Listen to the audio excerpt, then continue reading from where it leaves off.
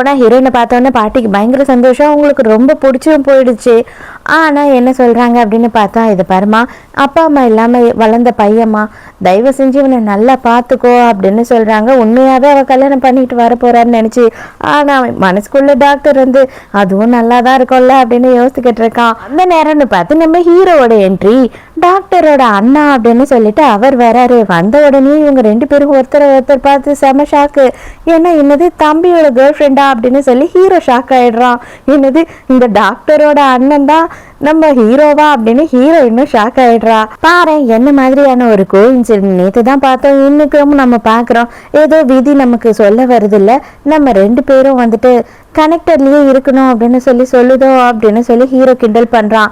உடனே டாக்டரும் பேனு பார்த்துக்கிட்டு இருக்கான். அதாவது ஒன்றும் இல்லை, பிஸ்னஸ் மீட்டிங்ல 2 பேரும் நேற்று மீட் பண்ணோம், அதுதான், வேற ஒன்றும் இல்லை அப்படின்னு சொல்லி சமாளிக்கிறான். அப்பதான் ஹான்னு சொல்லிட்டு புதுசா ஒருத்தியை காட்டுறாங்க. இவ யார் அப்படின்னு பார்த்தா நம்ம ஹீரோவோட ஃபியான்சி.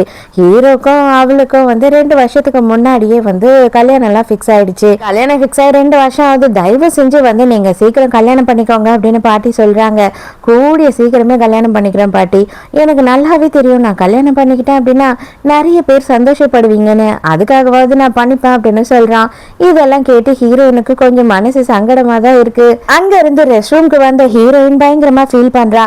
ஆனா அவளுக்கே புரியல, நம்ம ஏன் ஃபீல் பண்றோம், இதுக்காக தானே நம்ம ஆசைப்பட்டோம், அவன் நல்லபடியான ஒரு லைஃப்ல வாழணும்னு சொல்லி தானே ஆசைப்பட்டோம். ஆனா இப்ப ஏன் நான் இவ்வளோ ஃபீல் பண்றேன் அப்படின்னு அவளே முடிச்சுக்கிட்டு இருக்கா. சடனா அந்த இடத்துக்கு வந்த ஹீரோ வந்துட்டு இவன் கையை போச்சு இழுக்கிறான்.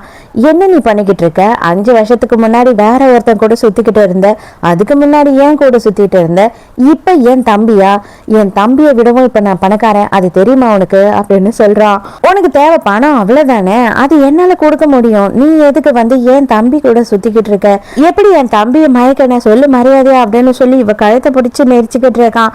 அப்படியெல்லாம் ஒண்ணும் இல்லை அப்படின்னு சொல்றா. அவனை விடவும் என்கிட்டதான் பணம் அதிகமா இருக்கு, நீ அதனால ஏன் கூட தான் இருக்கணும் அப்படின்னு சொல்லிட்டு ஹீரோயினை ஃபோர்ஸ் பண்ணி கிஸ் பண்றான். இவளும் எவ்வளவோ தடுக்க ட்ரை பண்றா. எதுக்காக இப்ப நீ இவ்வளவு சீனை போட்டுக்கிட்டு இருக்க, இதுக்கு முன்னாடி நான் உன்னை கிஸ் பண்ணதே இல்லையா என்ன, உனக்கு என்ன காசு தானே தேவை, காசுக்காக நீ எல்லாத்தையும் பண்றதுக்கு தான் ரெடியா இருக்கல்ல அப்படின்னு சொல்லி கேட்குறான். ஹீரோயினுக்கு அப்படியே மனசெல்லாம் வலிக்குது.